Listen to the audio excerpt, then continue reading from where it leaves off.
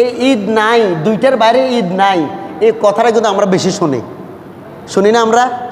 এর বাইরে যারা ঈদ বলে এটা বেদাত, এটা কি বলে কে বলছে? আরো জাতীয় মসজিদ বাইতুল মোকাররমের খতিব সাহেব আব্দুল মালিক সাহেব হাফিজাহুল্লাহ তাআলা উনি নিজে বলে ফেলেছেন এই কথাটা যে ইসলামে তৃতীয় কোনো ঈদ নাই, কোরআনে নাই, হাদিসে নাই, সাহাবাই কেরাম করেন নাই, তাবেঈ করেন নাই, তাবেঈ করে নাই, খোলাফায়ে রাশিদিনও করে।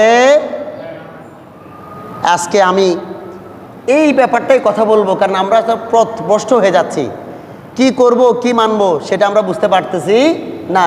তাহলে আল্লাহর নবী দুইটা কথা বলেছি।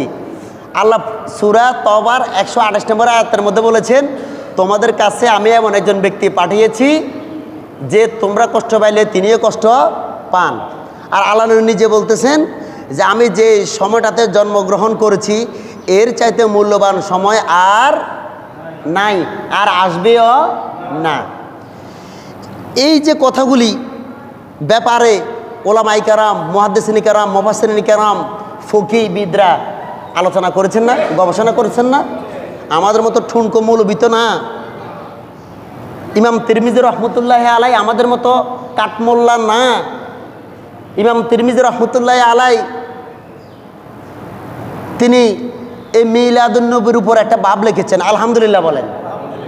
এখন যারা বলে যে মিলাদটা তো একটু কেমন কেমন জানি লাগে, এটার দরকার নাই, ইমাম তিরমিজি রহমতুল্লাহ আলাই তিনি একটি বাব লিখেছেন, বাবু মা জাআ ফি মিলাদিন নবী সাল্লাল্লাহু আলাইহি ওয়াসাল্লাম, আলহামদুলিল্লাহ বলেন। উনি একটা অধ্যায় লিখে ফেলেছেন নবীজির মিলাদের উপরে। কিসের উপরে? এখন আপনারা এই এলাকা যত খতিব সাহেব আছে বলবেন যে এখানে ইমাম তিরমিজি রহমতুল্লাহ আলাই এই বাবু মা জাআ ফি মিলাদিন নবী সাল্লাল্লাহু আলাইহি ওয়াসাল্লাম উনি কেন একটা অধ্যায় লিখছেন, বই লিখছেন নবীজির জন্মের উপরে? আমরা মিলাদুন্নবী বললে তো একটু অন্যরকম দেখায়, ঠিক না? আমি এখন কারো পক্ষে নিচ্ছি না। তো ইমাম তিরমিজি রহমতুল্লাহ আলাই পুরো একটা বই লিখেছেন, একটা অধ্যায় মানে একটা বই নবীজির পুরা জন্মের উপরে। তার মানে এখন আপনারা আমাকে বলেন, ইমাম তিরমিজি রহমতুল্লাহ আলাই বেশি জ্ঞানী না বাইতুল মোকাররমের খতিব বেশি জ্ঞানী? আর জোরে বলেন না, আমার কথা মনে বুঝেন নাই। ইমাম তিরমিজি রহমতুল্লাহ আলাই নবীজির মিলাদুন নবীর উপরে লিখেছেন বাবু মা জাআ ফি মিলাদিন নবী সাল্লাল্লাহু আলাইহি ওয়াসাল্লাম। উনি একটা বই লিখেছেন নবীজির মিলাদের উপরে। কথা বুঝছেন? এখন আমরা কি ইমাম তিরমিজি ওনাকে প্রাধান্য দিব না আজকে 1500 বছর পরে আসি আমার মতো, মানে আমাকে গুরুত্ব দিবেন? কাকে গুরুত্ব দিবেন? ইমাম তিরমিজিকে। সবাই বলেন কাকে গুরুত্ব দিবেন? আমাকেও না, আমাকেও। কারণ তারা রাসূলের পরই তারা কিতাবগুলো লিখেছে, 200-300 বছরের দিকে ওদিক হবে। আর আমি কথা বলতেছি আজ থেকে 1500 বছর, ঠিক আছে না কথা? তো ইমাম তিরমিজি রহমতুল্লাহ আলাই আমাদের চাইতে জ্ঞানী, আমাদের চাইতে মুহাক্কিক আলেম, মুহাদ্দিস, যার হাদিসগুলো সহি সনদে সবাই আমল করে।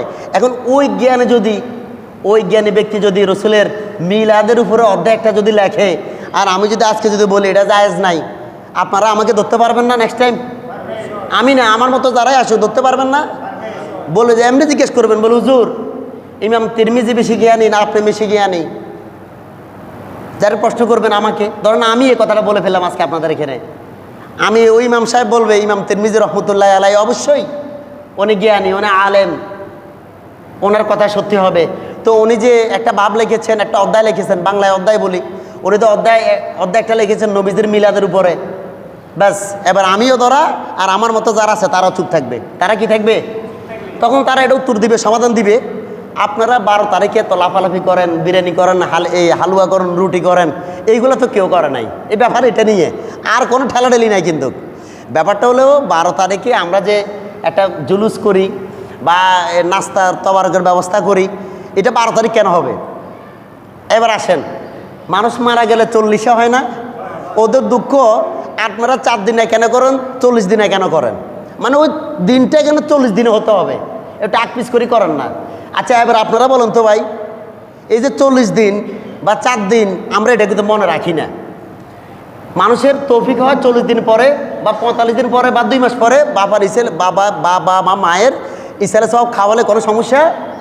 40 দিনটা হয়তো আমাদের রেসালে হয়ে আসছে, আমরা 4 দিনে খাওয়াই ফকির মিসকিনকে, বা 40 দিনে গিয়ে আমরা খাওয়াই। এটার জন্য নির্দিষ্ট কোনো সময় কোনো মুহাদ্দিস কোনো আলেম বলতে পারবে না তোমার আব্বা মা মারা গেলে 40 দিনের মাথায় খাওয়াতে হবে, এরকম কঠোরভাবে কোনো আলেম আজ পর্যন্ত বলে। তারা আমাদেরকে ভুল বুঝায়, ওনারাও ভুল বুঝে আর আমরা আমাদের কথাগুলো বুঝাতে পারি।